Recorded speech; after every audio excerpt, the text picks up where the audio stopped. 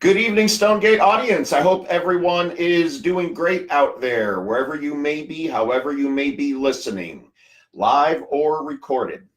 So I just decided to have a little bit of fun tonight. I talked a little bit last week about baseball season starting in my fantasy baseball league, and this was the first full week of the season, actually. So a lot of games starting up.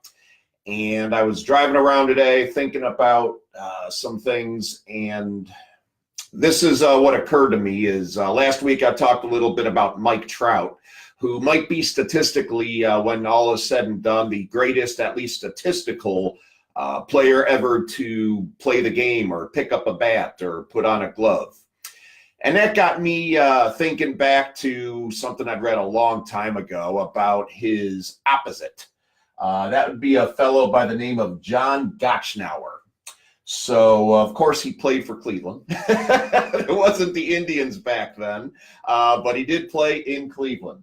So, in 2014, which was one of Mike Trout's best years, he hit 287. He had 36 homers, 111 RBIs, 115 runs, and 16 stolen bases. He only committed 3 errors. John Gotchnauer played back in 1902 and 1903, and it might be kind of small here, but over those 2 combined seasons, he hit a combined 185, 0 home runs. Yes, you see that correctly, 0. A total of 85 RBIs, 93 runs, and 17 stolen bases. So much less than Mike Trout did in just one single season. What's worse, he killed his team in the field as he had 48 errors into 1902, and then 98, that is correct, 98 errors in 1903. So this poor guy was letting almost a ball every other game go through his legs or some such. Mike Trout, I looked it up just for comparison. He had a total of 3 errors in 2014 in that same year. Now, it's not quite a fair comparison, to be honest, because Mr. Gotchnauer played shortstop and Mike Trout played outfield. But just the same, I think that goes to show you what the best can do in one single year and what the worst, how that can affect your team over 2 years. Mercifully, then, the manager had enough. There is a quote I saw just today. After 98 errors, the manager decided he could not take it anymore, and he mercifully replaced him in the lineup. So that got me to thinking about something that I recently learned from Donna Bauer, and she's one of my note mentors, fantastic lady and teacher.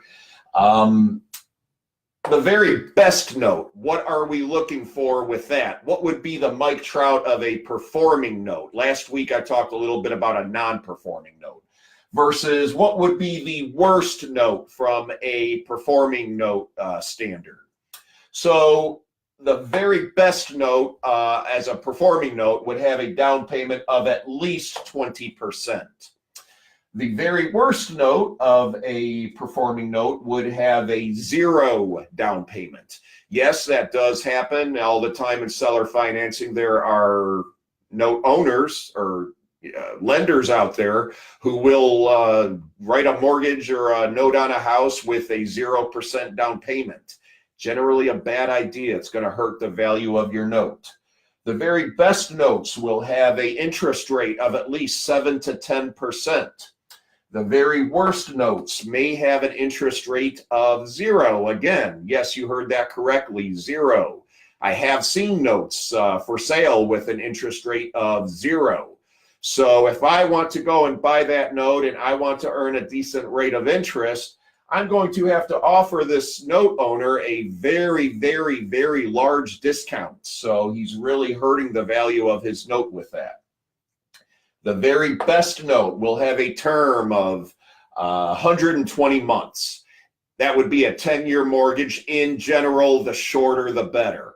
Why? Because you get your money back more, and that helps you with what's called the velocity of money, which is the ability to turn your money over faster and then get that money making even more money for you. The term of the worst note would be 480 months. That represents a 40-year mortgage. So yes, they do sometimes write mortgages that high. You'll see this more so in really expensive real estate areas. Sometimes, for example, in California or New York, I have seen that. Balloon on a very best note would probably be none, actually, because it's just a little more predictable. It's not a bad thing all the time to have a note, but on a bad note, sometimes a concern if someone's trying to sell a note, say 1 year before a balloon expires. Why would that be such a bad thing? Because that person is probably concerned, I don't think this guy's going to be able to pay off that balloon. And then what? Then what are we going to do? I'm probably going to have to just extend the term out in order to keep them paying. The pay history on a very best note ever would be a borrower that consistently pays for at least 1 year, that pays either early or on the first of the month, every single month. Then you're talking Mike Trout territory there. Pay history on the worst note, I was going to say someone that even consistently pays late, but even worse than that would be someone that, didn't even really pay attention to their pay history. They've kind of just been taking the payments. I talked with someone on a note about this once, and I just started asking them these very basic questions, and it became pretty clear pretty quickly. He really didn't have it. He just had not paid attention to it and just had been taking payments. So it's not that that note is worthless, but if I buy that note, then I am taking on a lot of risk. I would really have to go through from the start and try to come up with some way to really form some type of a documentation trail so that I can, make sure that I've got a record of how much the borrower has paid. The best note documentation would be a note and mortgage. It should be RMLO certified, have the gold stamp of approval. RMLO is Residential Mortgage Loan Officer. And it would be Dodd-Frank compliant. I realize the writing got a little bit small here. Documentation would be either a contract for deed or possibly something even worse. There's nothing inherently wrong about a contract for deed, but they are just inherently less valuable than a note and mortgage. There's more hassle for the lender or for the note owner.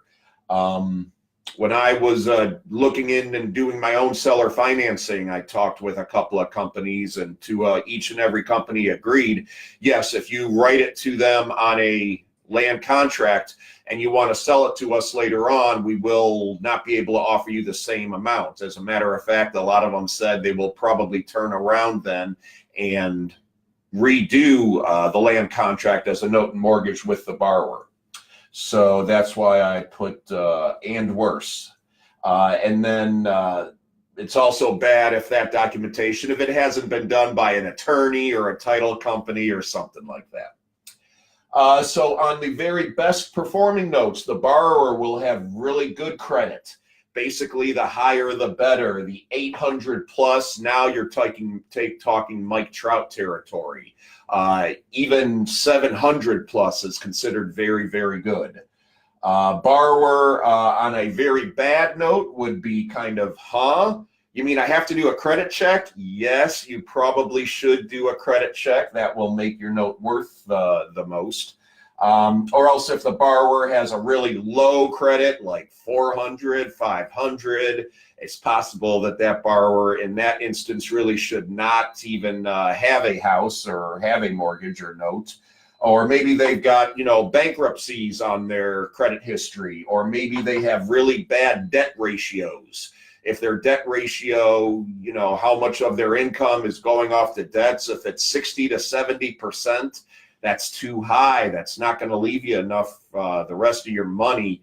The vast majority of the times, I'm sure there are, exceptions out there. Someone who makes a very huge amount of money and then they can afford to spend that much on their housing. There might be exceptions, but for the most part, that's going to make a much less valuable note. And then ideally, the very best notes will be sold and owned by the borrower will be an owner-occupant versus it's not always the worst thing, but you have to use a little more caution if your your borrower is an investor or a landlord or something like that. Why? Because then there's more hassles. Then because what if the tenant doesn't pay the investor or the landlord, then that landlord might or might not decide, well, they didn't pay me, so I'm not going to pay the note holder. It's just, it muddies the water a little bit. And then lastly, about the borrower on the best notes, obviously Warren Buffett or Bill Gates. I suppose a borrower, if Warren Buffett signed a note and then it was co-signed by Bill Gates, you can be pretty darn sure that that note will pay off. I'm pretty sure that they could pay that off any darn time they wanted to.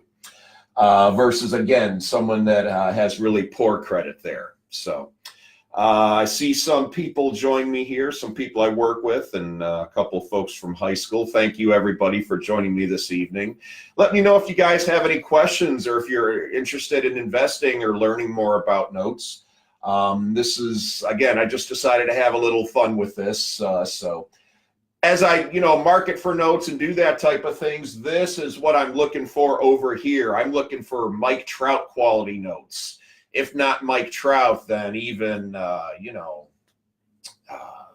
Jose Ramirez, to use a more recent, very high quality Cleveland player, or Lindor, Frankie Lindor. It's possible those guys might end up in the Hall of Fame, but they're not quite Mike Trout. You just want to stay away from over here. You want to stay away from the John Gauchner notes of the world. It's not a good thing if that's where you're going. Or if you are, you better be paying pennies on the dollar here because you're kind of playing with fire and asking for trouble. So very good. Thank you, everybody, for joining me. I hope you had some fun and learned some things along the way. If you do come up with any questions, make sure to put them in the comments. I will make sure to check and answer any of that.